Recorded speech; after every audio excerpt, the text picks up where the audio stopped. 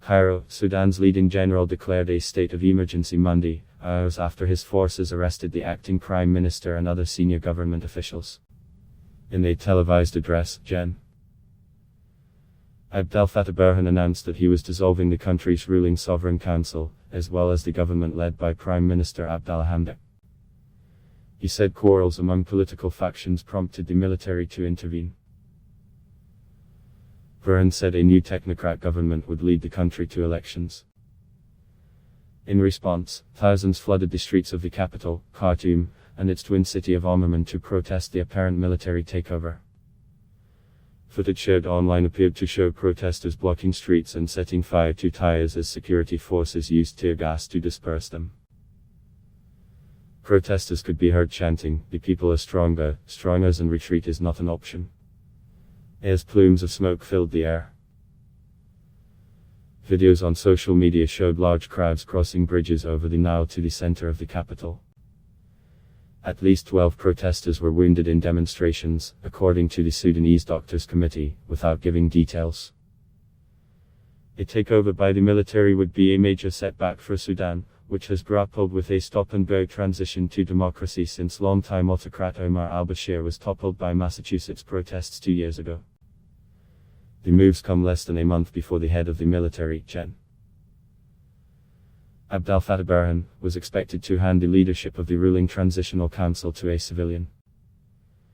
The Sovereign Council, which has run the country since shortly after al-Bashir's ouster, includes both military and civilian members, who have frequently disagreed over Sudan's course and the pace of the transition to democracy.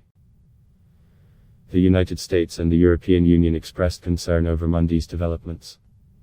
Jeffrey Feltman, the U.S. Special Envoy to the Horn of Africa, said Washington was deeply alarmed by the reports. Feltman met with Sudanese officials over the weekend in an effort to resolve the growing dispute between civilian and military leaders. EU Foreign Affairs Chief Joseph Borrell tweeted that he's following events with the utmost concern. The first reports about a possible military takeover began trickling out of Sudan before dawn Monday. By mid-morning, the Information Ministry confirmed that the Prime Minister, Abdallah Hamdok, had been arrested and taken to an undisclosed location. Several senior government figures were also detained, the ministry said in a Facebook post. It said their whereabouts were unknown. Hamdok's office said in a statement on Facebook that he and his wife were detained early Monday as part of what it described as a complete coup.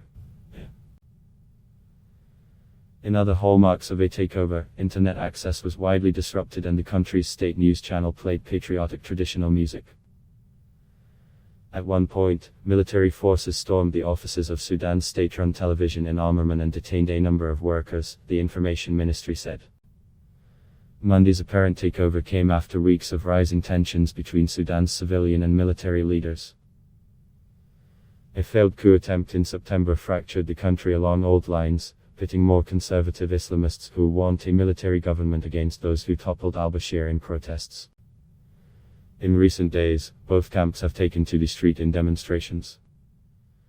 After the September coup attempt, the generals lashed out at civilian members of the transitional power structure and called for the dissolution of Hamdok's government. The Sovereign Council is the ultimate decision maker, though the Hamdok government is tasked with running Sudan's day-to-day affairs. Burhan, who leads the council, warned in televised comments last month that the military would hand over power only to a government elected by the Sudanese people.